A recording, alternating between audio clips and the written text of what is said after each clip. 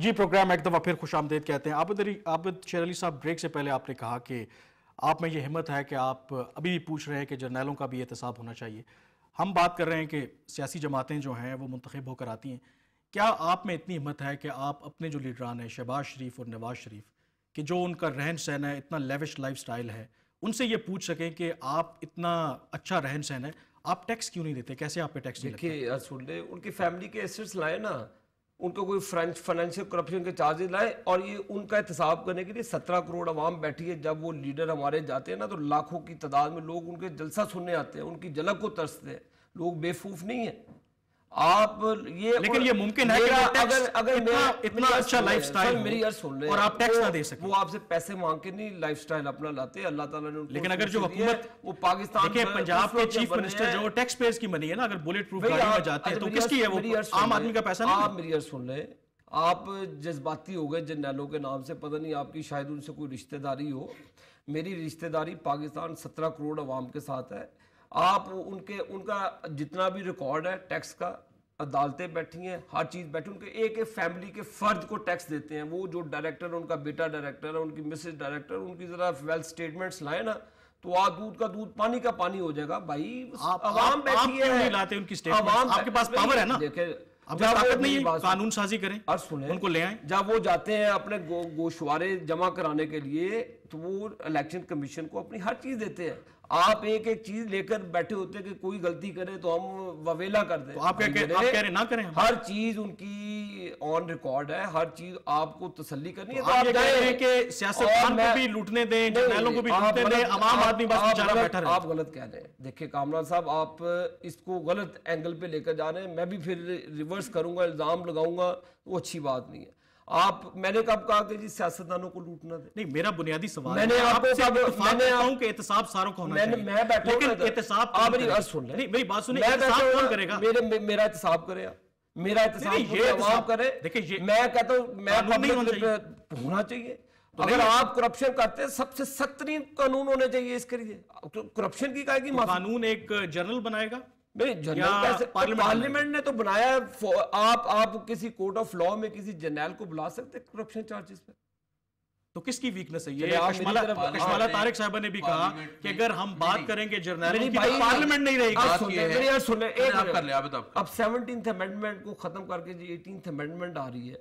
House में एक shake ये भी है, जो सुप्रीम जुडिशियल काउंसिल में किसी जज की करप्शन आ जाती है तो उसको अगर आपकी बात से एक प्लीज, मैं अपने दो मेरे कॉलीग्स बैठे हैं और कामरान आप बैठे हैं, मैं लोकल गवर्नमेंट की कमेटी के ऊपर और पूरी पार्लियामेंट के आगे मैं रो चुकी हूँ, हर एक के आगे, कि 2 मैंने प्रोजेक्ट्स बनाए हैं लाहौर कैंटोनमेंट में, NA 125 में, एक हॉस्पिटल और एक कम्युनिटी सेंटर। और जर्नैल कह रहा है मैं इफ्तिताह करूंगा, ये पब्लिक मनी, टैक्स पेयर्स के पैसे जो हैं, पब्लिक फंड लगाए वहां पे मैंने बनाए। उन्होंने 60 सालों में कभी नहीं सोचा कि वो कुछ सिविलियन के लिए बना दें, और वो उसका इफ्तिताह नहीं होने दे रहे।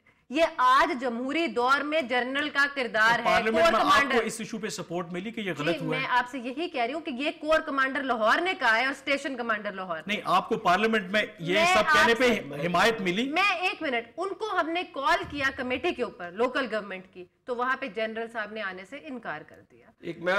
उसके ऊपर मैं आपको ये बता रही हूँ जी, मैं आपको मुबारकबाद पेश करूंगा जिस दिन आप DHA पे कोई प्रोग्राम रखेंगे।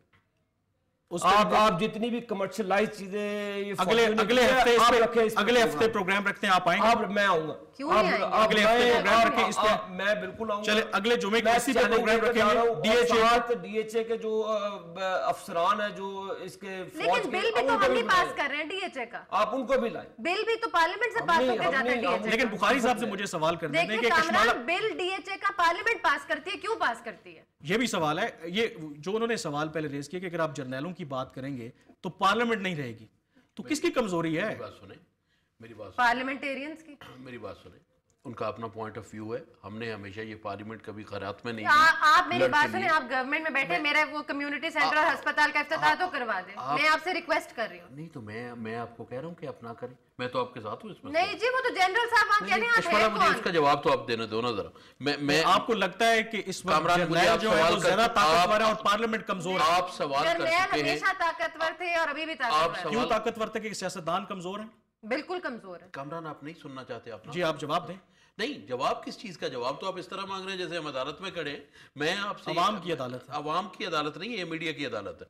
मैं आपको अवाम देख रहे हैं। अवाम की अदालत में हम खुदा के फजलो करम से हर वीकेंड जाते हैं और जाएंगे, जब इलेक्शन जाएंगे आप फिर भी वोट नहीं जाएंगे। मैं आपसे ये गुजारिश करता हूं कि आप खुदा के वास्ते एक चीज छोड़ दें।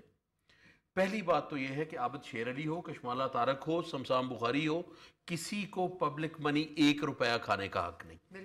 मगर आपने ये जो एक बेड़ा उठाया हुआ है मीडिया ने जमहूरियत को और जमहूरी नुमाइंदों को डिस्क्रेडिट करने का, इससे बाज आएं और कुछ और भी ढूंढें ताकि दुनिया ये तो कहे आप में आप भी कमिटमेंट करते हैं कि अगले जुमे को हम DHA पे प्रोग्राम कर रहे हैं।